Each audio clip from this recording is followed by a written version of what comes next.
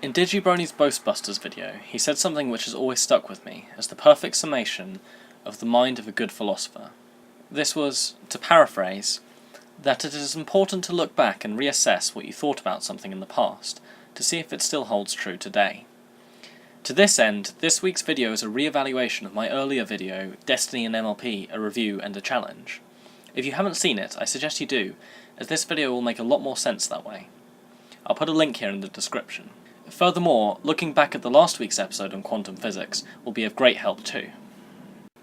Before we get into my new ideas, let us take a moment to refresh our memories of what I said before.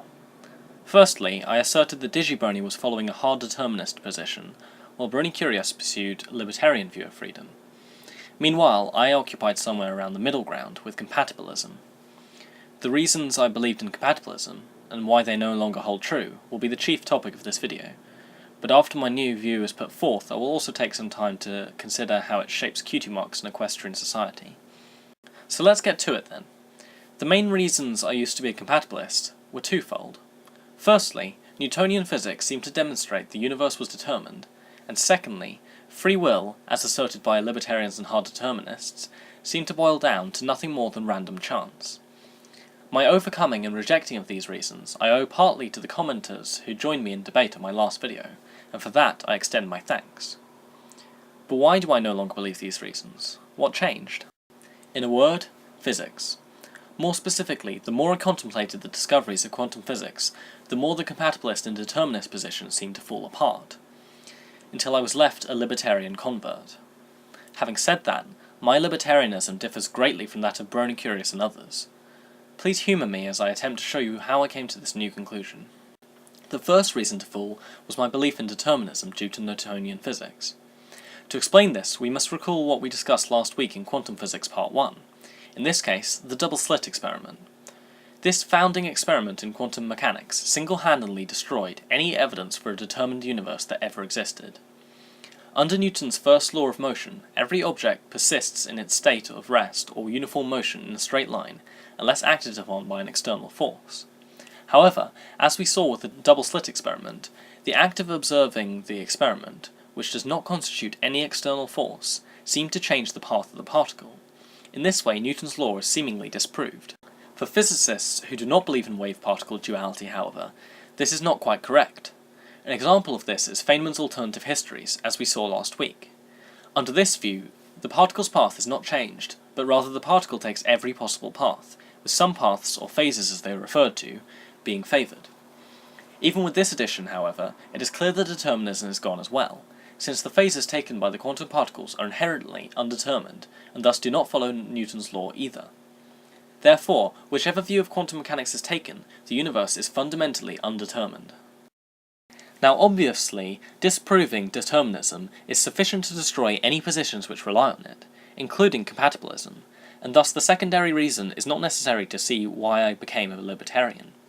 However, if we are to understand what kind of libertarian, and more fundamentally still, how I can come to terms with being one, we must continue our re-evaluation further.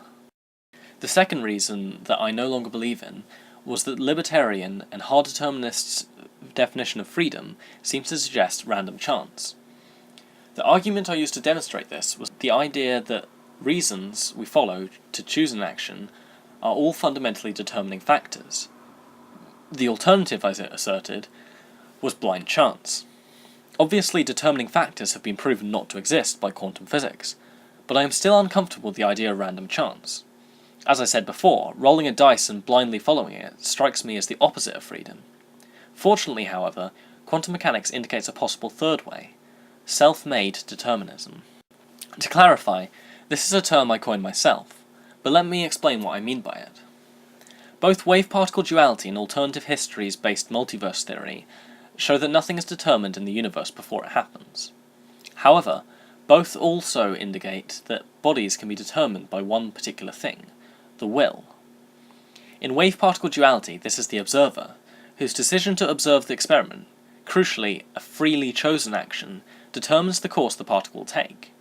In multiverse theory, the free actions taken by the individual determine which of the many universes, or world lines if anyone is familiar with Steins Gate, you are in, as well as the laws of that universe. In other words, the free will is capable of shaping the very fabric of the universe. In this way, we arrive at the truly amazing and unusual set of events that I have called self-made determinism. Our free will exists in an undetermined universe, but is capable of introducing determining factors into it. Through the choices we make, we begin to determine the universe around us, and in doing so, produce determining factors on which to base subsequent action.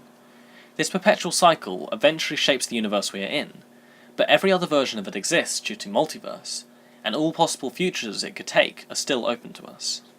Now, I'd love to end this video right there, but there is a big however I unfortunately have to consider first, which is the thing that sets apart my libertarianism from the norm. According to Feynman's alternative histories view, the one I subscribe to, some phases are more likely to occur than others, and as particles follow suit along these lines, patterns such as Newton's laws are likely to occur. This means as much as any universe is possible, and any choice too for that matter, this freedom is tempered by the fact that some outcomes are more likely than others, which is to say they are mildly determined. Because of this problem, I am forced to conclude that our freedom in the universe is not absolute, but is instead directed to a certain degree along paths most likely to occur. Nevertheless, no determining factors exist in the truest meaning of the word, that of certainty, and thus freedom still exists in a libertarian way. So what does this new view of mine mean for ponies? Quite a lot, actually. And again, I'm still saying that, one of these days, but I digress. For one thing, it means cutie marks are not set things that a pony is destined to do, and only do, but are rather more open-ended. Nevertheless, destiny can still be invoked by the phases most likely to occur, and by extension the cutie mark most likely to be attained, in most universes being the one that is acquired. However, there remains the possibility of universes where a different mark was found. Destiny can also be said to exist in the determining factors ponies make for themselves. Whichever world line they are on would thus operate in a very similar way to compatibilism, with determining factors which originate from the pony's free choice guiding later action, only with the free choice to direct the universe the pony ended up on. Thus, to a certain extent, both the free will and destiny inherent in equestrian society is retained under the limited libertarianism of mine, in a way perhaps more satisfactorily justified than the compatibilist position I previously held. Thank you for watching. I know it has been quite technical the past few weeks, so apologies for that. Next week will be a little bit simpler, I promise. Nevertheless, I'm keen to hear your thoughts on this week. Am I right to change my view to libertarianism, or are the compatibilist and hard determinist positions more accurate depictions of reality? Until next time, this is Nightsphere the Gnostic. Goodbye.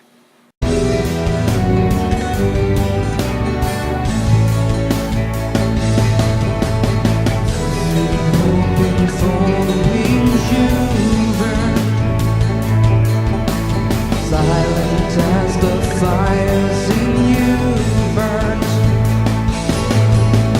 Brush away the dust and ash on your shoulders from the past. Smile at the things that last. Feel the beat of a cast. Or fate, rejoice. Now you finally have a choice. Prove them wrong, this much is true. Just wait another day for me to say I love you too.